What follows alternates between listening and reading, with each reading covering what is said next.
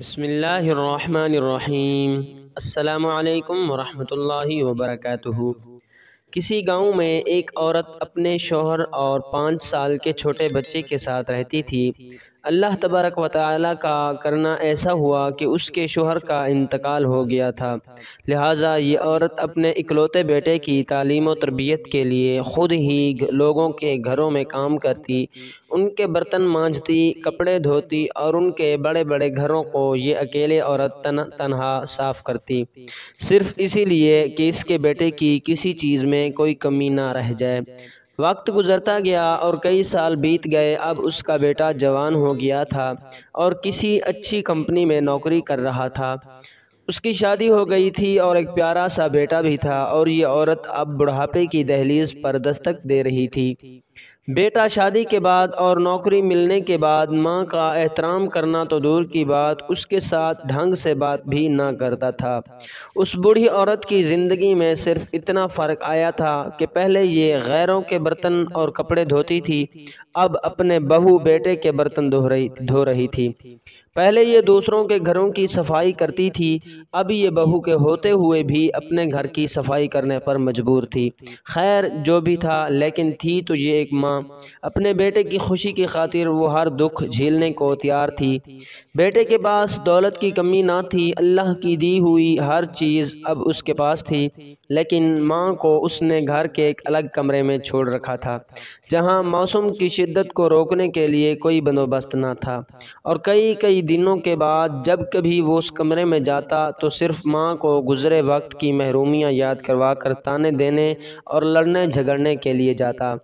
ایک دن سردیوں کی یخ بستہ شام میں اس کی ماں ایک پھٹے پرانے کمبل میں سکڑ کر بیٹھی یہ سوچ رہی تھی کہ آج اس کا بیٹا کام سے واپس آئے گا تو وہ اسے نئے کمبل کا کہے گی، کیونکہ اس کمبل میں اسے بہت سردی لگ رہی تھی، اور اب اس کی کمزور ہڈیوں میں اس سردی کو برداشت کرنے کی ہمت بھی نہیں تھی، اور اسے 100% یقین تھا کہ اس کا بیٹا بھی بڑے پیار سے اس کی یہ ضرورت پوری کرے گا۔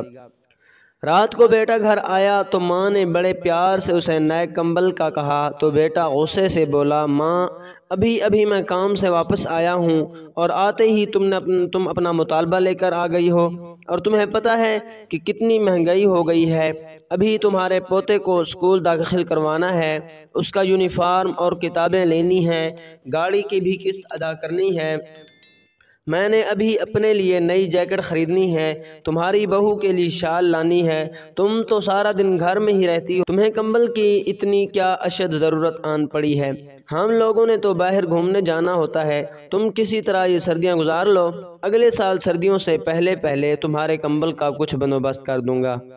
بوڑھی ماں خون کے آنسو پی کر چپ چاپ اپنے بوسیدہ حال کمرے میں واپس آ گئی اور پھٹے ہوئے کمبل کو اوڑھ کر ٹوٹی ہوئی چارپائی کے کونے میں سکڑ کر لیٹ گئی۔ صبح جب بیٹے کی آنکھ کھلی تو پتہ چلا پچھلی رات ماں فوت ہو گئی ہے۔ بیٹے نے اپنے تمام رشتہ داروں کو ماں کے جنازے پر بلایا اور ماں کے کفن دفن اور مہمانوں کی خاطر مدارت پر لاکھوں روپے خرچ کر دیے۔ جو بھی جنازے میں شریک ہوا یہی کہتا کہ کاش اللہ ہر کسی کو ایسا بیٹا دے۔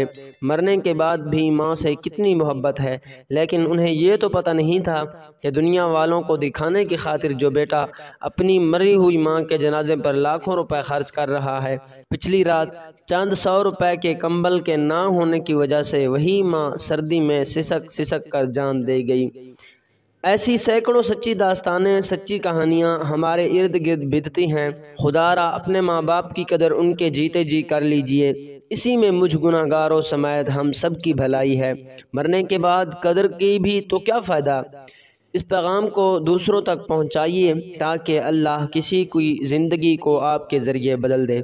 اگر ویڈیو پسند آئے ویڈیو کو لائک کیجئے اور چینل کو ضرور سبسکرائب کیجئے تاکہ ہماری ہر آنے والی نئی ویڈیو آپ تک جلد پہنچ سکے۔ السلام علیکم ورحمۃ اللہ وبرکاتہ۔